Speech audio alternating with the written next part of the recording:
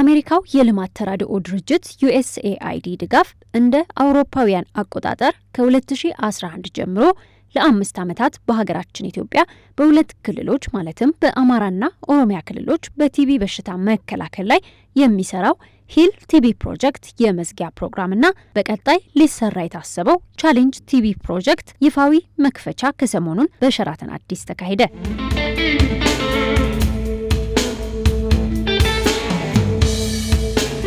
ሂል ቲቢ ፕሮጀክት በርካታ ነገሮችን ለማሳካት ግብ ይዞ የተነሳ ሲሆን የቲቢ በሽታ ህሙማንን በመለየት ህክምና እንዲያገኙ ማድረግ በአዲስ አበባና ጎንደር ብቻ አገልግሎት ሲሰጥ የነበረውን መድኃኒቱን የተለማመደ የቲቢ በሽታ ህክምና ታማሚዎች በሌሎች ክልሎች እንዲያገኙ ሲሰራ እንደነበር የፕሮጀክቱ ቴክኒካል ዳይሬክተር ተናግረዋል። 250 ሺህ በላይ ታማሚዎች በዚህ 5 ዓመት ውስጥ እኛ ሳፖርት ባረግ ነው እኛ በረዳ ነው ክልል ውስጥ ታክመዋል።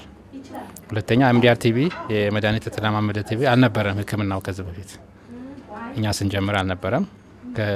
ገና አንድ ሁለት ቦታ ላይ ብቻ ነበር አዲስ አበባና ጎንደር ላይ ብቻ ነበር።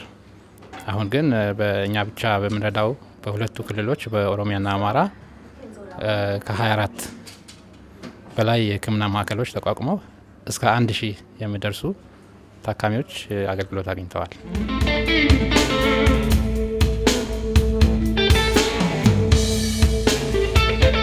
ፕሮጀክቱ የተነሳበትን ዓላማ እንዳሳካ በማጠቃለያው ፕሮግራም ላይ የፕሮጀክቱ ቴክኒካል ዳይሬክተር ገልጸዋል። ፕሮጀክቱ ከዚህ በፊት ባልተለመደ መልኩ በጣም አዳዲስ ስራዎችንም ሰርቷል። ውጤቱም በጣም አርኪ ነበረ። እንደው ለምሳሌ ያህል ከዚህ በፊት እኛ ስንጀምር የቲቢ በሽተኞች ታክመው የሚድኑት ህክምናን በተሳካ ሁኔታ የሚወስዱት ወደ 80% ብቻ ነበር። ግን አሁን ወደ 94% በተሳካ ሁኔታ ህክምናውን ይጨርሳል። ስለዚህ ለኛ እንደ ትልቅ ስኬት ነው የሚታየው ይሄ።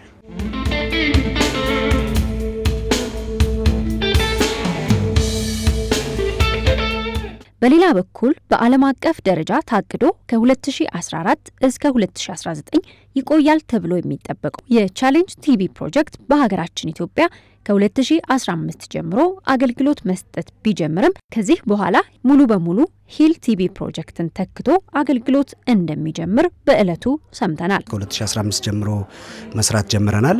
ዋናው ዓላማው ምንድነው? የቲቢ በሽታን መግታት ነው። ስለዚህ በየአመቱ የሚከሰተውን የቲቢ በሽታ ቁጥር መቀነስ፣ በዛ የተነሳ የሚመጣውን ሞት መቀነስ፣ ከዛ በተጨማሪ ደግሞ በቲቢ የተነሳ ሰዎች ብዙ ወጪ ያወጣሉ። የቤታቸው ኢኮኖሚ ጓዳቸው ይናጋል። ማህበራዊ ቀውስ ያጋጥማቸዋልና ያ እንዳይሆን የማገዝ ስራ ነው የሚሰራው።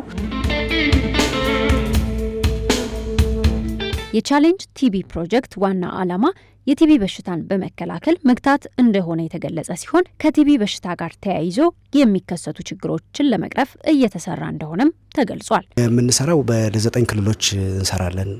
የናሽናል ቲቢ ፕሮግራሙንና የኢትዮጵያን ፐብሊክ ሄልዝ ኢንስቲትዩት ሌሎችም የፌደራል ኤጀንሲዎችን ጨምሮ ሌሎች 9 ክልሎች ላይ እንደዚህ እንሰራለን።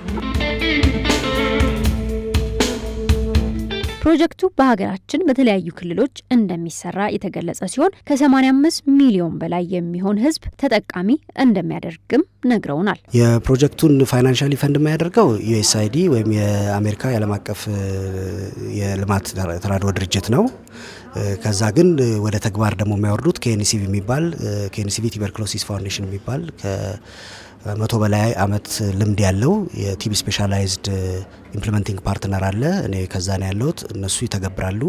ከዛ ከኛ ጋብረው ማኔጅመንት ሳይንስ ፎር ሄልዝ MSH የሚባል WHOም እነዚህ 3 ፓርትነሮች ከUSAID የተገኘውን ፋይናንስ ከጤና ጥበቃና ከክልል ጤና ቢሮዎች ጋር በመተጋገዝ እንግዲህ ብዙ በሽተኞችን ለመድረስና ለማከም ጥረት ይደረጋል ማለት ነው። ይህ ፕሮጀክት ይጠናቀቃል ተብሎ በሚጠበቅበት በ2019 በእቅድ ደረጃ ምን ላይ መድረስ እንዳሰቡ ጠይቀናቸው የፕሮጀክቱ የሀገር ውስጥ ተጠሪ አቶ ስንታየው ጸጋዬ እንዲህ ብለዋል። የቲቢ ፕሮግራም የተሻለ የአፈጻጸም ብቃት ላይ እንዲገኝ ማስቻል እንደ አለርት እና ደሞ ቅዱስ ጴጥሮስ ሆስፒታል የመሳሰሉት ደሞ ጥሩ የሆኑ ማዕከላት ሆነው ሀገሪቱ ውስጥ ለቲቢ የሚያስፈልገውን የሰው ኃይል በማሰልጠንም የሚያስቸግሩ ኬዞችን በማከም እንዲያስችሉ ማድረግ ከዛ በተጨማሪ ደሞ ምን ሰራባቸው ክልሎች ላይ የቲቢን ፕሮግራም በአግባቡና በተገቢ ሁኔታ እንዲከታተሉ በማድረግ ብዙ በሽተኞችን ቶሎ በመለየት እንዲድኑ የማድረግ ስራዎችን የማገዝ ስራ ነው። ሜንሊ ቴክኒካሊ የአቅም ግንባታ ስራዎችን የመስራት ሁኔታ ነው የሚሆነው ማለት ነው።